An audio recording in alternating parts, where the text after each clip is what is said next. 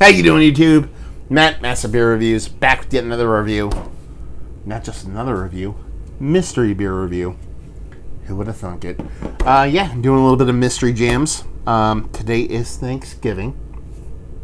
Just ate dinner with the family and decided to pop off a couple beer reviews. Now, this mystery beer comes courtesy of Jerome. Thank you very much, brother. He sent me 3 mystery beers, all big bottles, all big bomber bottles. And I'm starting to get a gist of what Jerome is doing, or maybe I'm not. The last 2, and I'll post them. By the time I post this one, all the other ones will be up, so I'm not spoiling much of anything. And if you're watching this one first, then that's on you for not watching the older ones. Anyway, the first 2 he sent me were huge barley ones. Huge barley ones. And it kind of fucked up my beer reviewing, to be honest with you. I don't mind it. I mean, I'm not going to look at a mystery beer negatively in the mouth. That's weird.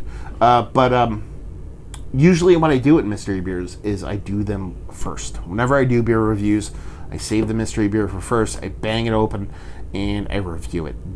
More times than not, I'm getting, an IPA, something like this, pale ale stuff. But these have been like, double digit, like barley wines, So I saved this one for last. I'm kind of curious to see where I land on this one, because that could be, I'm looking for a bottle opener, by the way. Could be a thing where, I nail it, as I usually do, because I do it so often.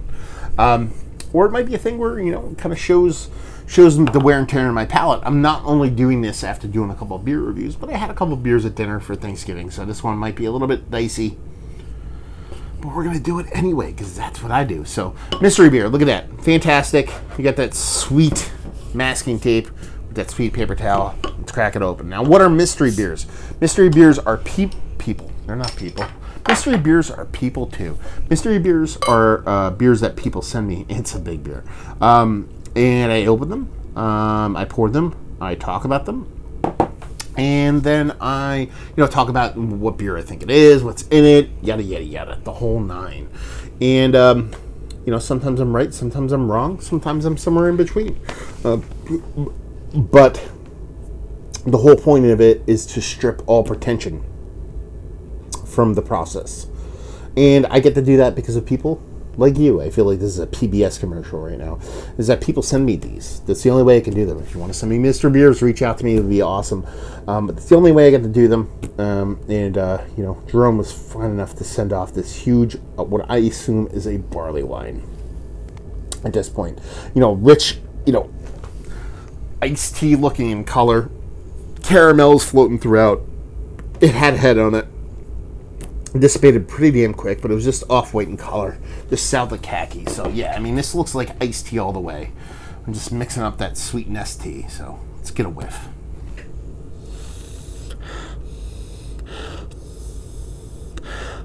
Yeah, just rich caramels, a little bit of soft, kind of that apple thing. I'm actually getting like an iced tea vibe from it, like a powdered iced tea vibe. So I'm assuming there's, old school fugly kind of tea-like hops, tannic hops in there. And I assume there's like a lemon component to it. So it might be a little bit of an American barley wine. The first one he sent me was an American barley wine that had some thyme on it. I could see that being the same thing here. The second one didn't have as much thyme on it, but it was an old ale Asian brandy barrels. For this one, oh, man, it's really like iced tea, man. Yeah, you get this spicy, bittering ghost of hop pass. This has to have some age on it. It's got to have some age on it. Let's cheat a little bit and look. I don't know. I see there's a little bit of a ring in there. A little bit of there's no funk around the cap, but you're not going to be able to see it on camera, but there's a little bit of a ring there, so it could have some time on it. But it smells like she has some time on it. And it's like an herbal, bittering, tannic, tea-like hop. A little bit of like soft, like acidic lemon. Maybe I'm getting that from the hop too. And just caramel, soft caramels. Soft, rich sweetness. Yeah, it's definitely, it's an American barley wine with age on it. Let's dive in. Cheers. Happy Thanksgiving. This is going to come up like 2 months later, so I should say Merry Christmas. About the time this will probably go up, hopefully. I don't know.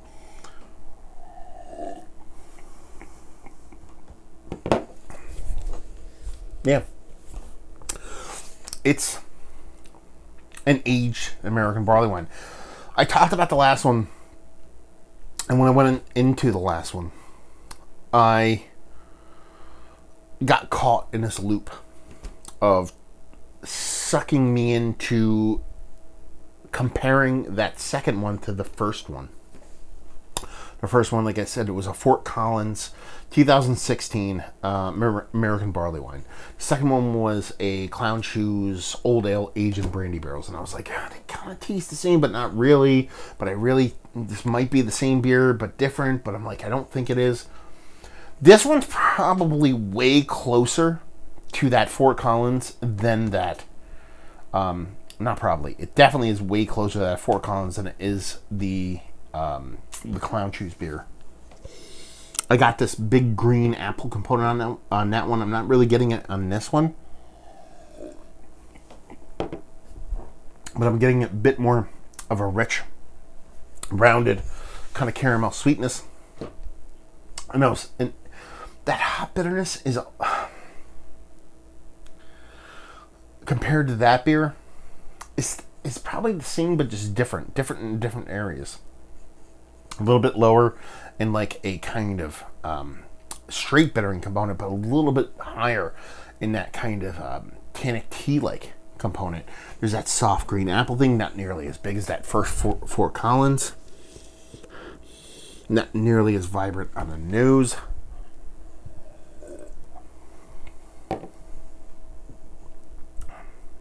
Yeah. We're going to go balls on the table. Let's put dick on the table. This is an American barley wine from 2000. This is a 2015 American barley wine that hasn't seen a barrel that had more kind of fruity, kind of tropical hops. Done. That's it. That's all I have. Let's see where we land on that one. Yeah, because getting that soft kind of lemon lime acidic thing that's kind of coming off like a tropical hop with age on it. If this is barrel aged, then the barrel didn't show or age all that well. But it's aged gracefully as a beer. In a perfect world, I would kind of put it up there with that Fort Collins, but it's not. But yeah, let's see what we have here. We have Climax Brewing. That's really funny. You know, it is a 20th anniversary ale, barley wine style ale, Roselle Park, New Jersey. Let's see, do we have an age on this sucker? I don't know when this came out. I don't see an actual dating code on here. And this is a 20th anniversary, so you guys will be able to actually kind of hammer down what date it is. I will look at it after. Okay, it says Climax Brewing is proud to celebrate our 20th anniversary with a return to our big, burly, luscious barley wine. It was brewed with massive amounts of malt and hops to produce extremely complex beer that is meant to be laid down for years to come. Share those special people in your life at your next special occasion. No date on that. So, yeah, I don't mind it. You know, this is a weird one. The reason why I say it's funny, Climax gets a bunch of hate out here in New Jersey. They're probably one of the more kind of hated breweries as far as like the Uber beer nerd goes. And I'm not gonna lie to you, this is actually my first Climax beer. I've never had one before. I don't see their stuff on the shelves, and when I have, it's kind of very old school style brewing stuff. I've never visited a brewery, even though I grew up in New Jersey. This is the first one I can remember actually having. And but like the super beer nerds and the people that kind of go online and trade kind of beers really poop and shit on this brewery. And I'm going to tell you right now, as far as this barley wine goes, as far as an American barley wine goes, it's not that bad. It's not bad at all.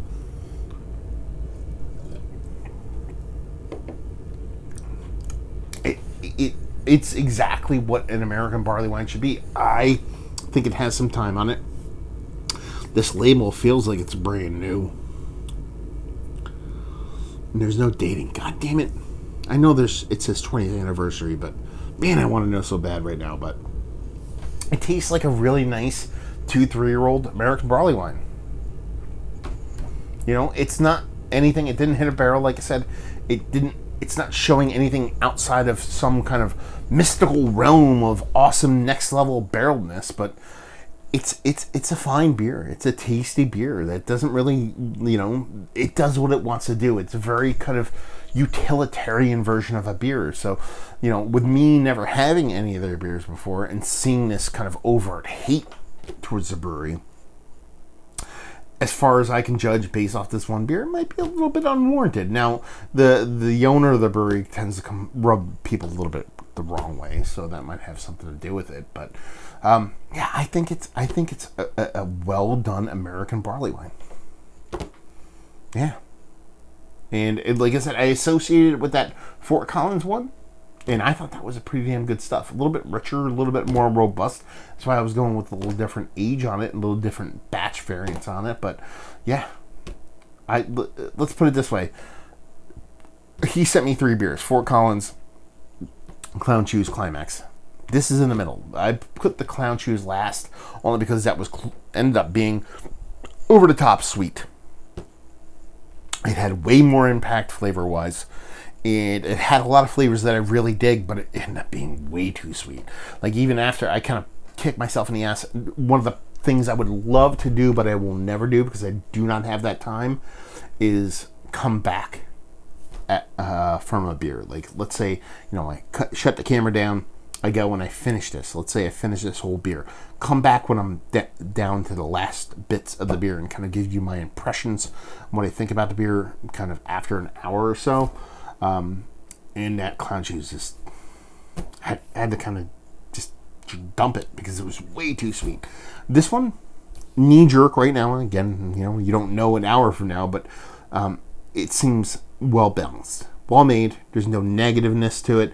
It's an American barley wine, so it's showing that bitterness, but it's not showing all that much. So I assume it's a little bit of age on it, tempering that bitterness. But yeah, I like it. I dig it. So there you go. Let's talk about it. It's one of the better American barley wines I've had as of late.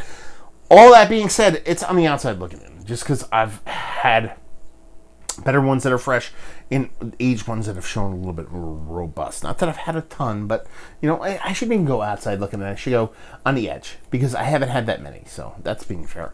Value and availability, no idea. It's Jersey. It is what it is. I've seen their stuff on shelves, but I haven't seen this one, so take that for what it's worth and leave you with, if you like, what will you like this beer. If you like American barley wines with a little bit of age on it, because that's kind of how this one sits. You get a soft bittering, that nice rich kind of sweetness, and a little bit of kind of green apple thing that kind of works for me when it comes to barley wine. So if you like aged American barley wines, this is not a bad get. So there you go. Another review in the books. Hopefully you guys enjoyed it. Down there if you want to talk about it. Massive Beers if you want to check me out doing the social media stuff.